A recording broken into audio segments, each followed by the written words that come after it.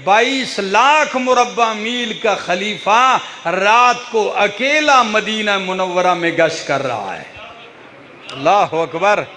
वाह उमर, वाह उमर, क्या कहने। रात को अकेले। एक दिन अब्दुर्रहमान बिन औफ फरमाते हैं रजी अल्लाह तआला अन्हु। कौन सा अब्दुर्रहमान इब्न औफ? वो जिनका नाम अशरा मुबशरा में शामिल है, जिन 10 सहाबा को जन्नत की बशारत एक ही मौका पर मिली। उनमें वो फरमाते हैं सर्दी की ठंडी रात है, अमीरुल मोमिनीन मदीना मुनव्वरा और बाहर तक जाके गश्त कर रहे हैं। ठिठरती हुई रात है, अचानक दूर आग रोशन दिखी। फौरन मुझे कहने लगे मैं चल के देख के आता हूं क्या है। जब वहां पहुंचते हैं, एक औरत लगी है, 3 बच्चे उसके बिलबिला के रो रहे हैं। कोई कहता है अम्मा जान मौत से पहले खाना मिलेगा कि नहीं, यानी मर जाऊंगा अम्मी को खाना मिलेगा। एक कहता है अम्मी जी क्या सुबह होने से कुछ खाने पीने को मिल जाए। जब ये कैफियत देखी, हजरत उमर रजी अल्लाह तआला अन्हु पहुंचते हैं पास, जाके कहते हैं ओ औरत क्या हाल है, ये क्या हो रहा है, तेरी इस हालत का कौन जिम्मेदार है। वो कहने लगी अल्लाहु बैनना व बैन उमरा, अल्लाह ही हमारे और उमर के दरमियान फैसला करेगा। रो पड़ी। उसको क्या पता था कि अमीरुल मोमिनीन है। अल्लाह ही हमारे और उमर के दरमियान फैसला करेगा। मेरे बच्चे भूख से बिलबिला रहे हैं। फारूक आजम कहने लगे ओ औरत, अल्लाह की बंदी अमीरुल मोमिनीन को तेरी हालत का क्या पता है। औरत कहने लगी यतवल्ला अमरना व यगफुलु अन्ना, हमारा हाकिम बनता है और हमारी हालत से बेखबर और गाफिल रहता है, ये कैसे हो सकता है। खलीफा बने और हमारी हालत की पूछ ना हो। बस ये अल्फाज सुनने की जो देर थी, हजरत उमर रजी अल्लाह तआला अन्हु तड़प गए, रो पड़े। फौरन उठते हैं, सीधे आते हैं, बैतुल माल का दरवाजा खोलते हैं।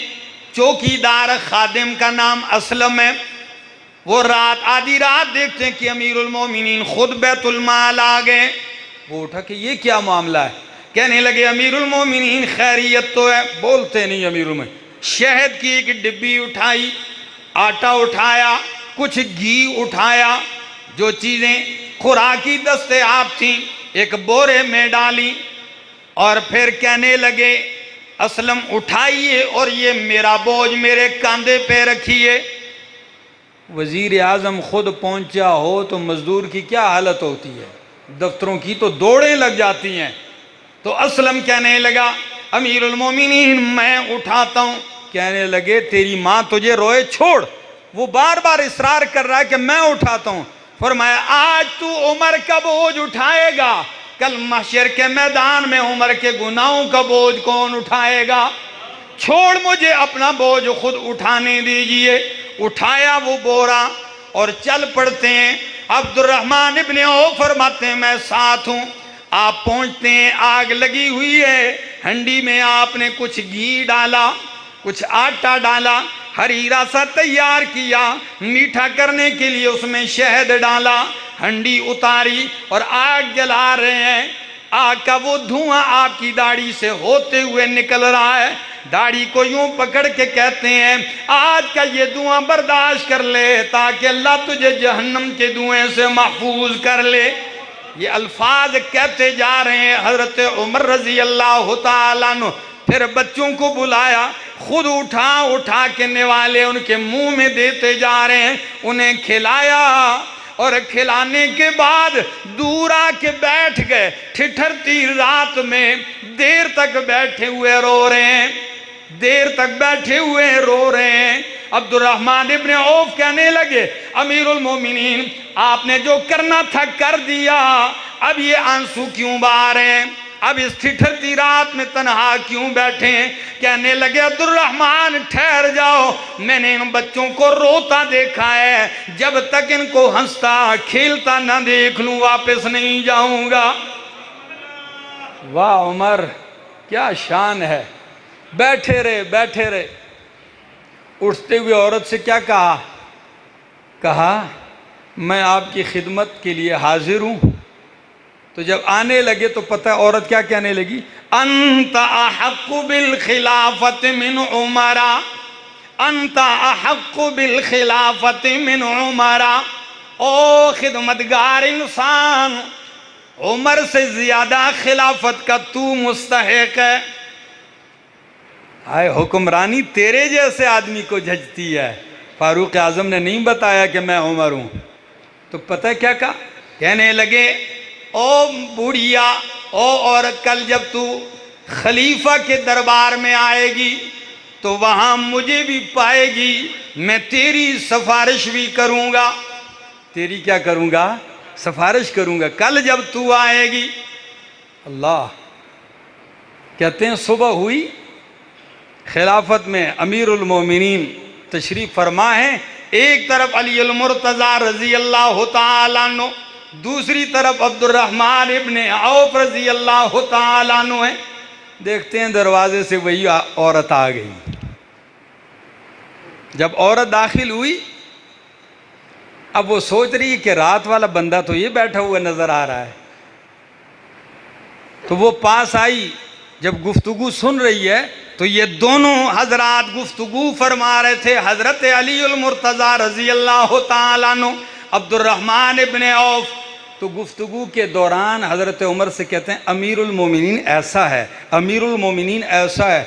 बस ये 2-3 दफ़ा अमीरुल मोमिनीन का लफ्ज़ औरत ने सुना तो गोया कि उसके पाँव के नीचे से ज़मीन खिसक गई कि मैंने तो रात को इतनी खरी खरी सुना दी, अमीरुल मोमिनीन तो ये हैं। जब ये गुफ्तगू हो रही थी, ये मैं कहाँ से पढ़ रहा हूँ वाक़या? ये हाफिज इब्ने कसीर की किताब है अल बिदाया वन निहाया, तारीख की अजीब किताब है। अल बिदाया वन निहाया में यहाँ तक अल्फाज हैं कि हज़रत उमर ने फरमाया खातून डरने की ज़रूरत नहीं है, मैं अमीरुल मोमिनीन हूँ, आप परेशान ना हो, बस एक बात पे आज मुझसे सुलह कर ले।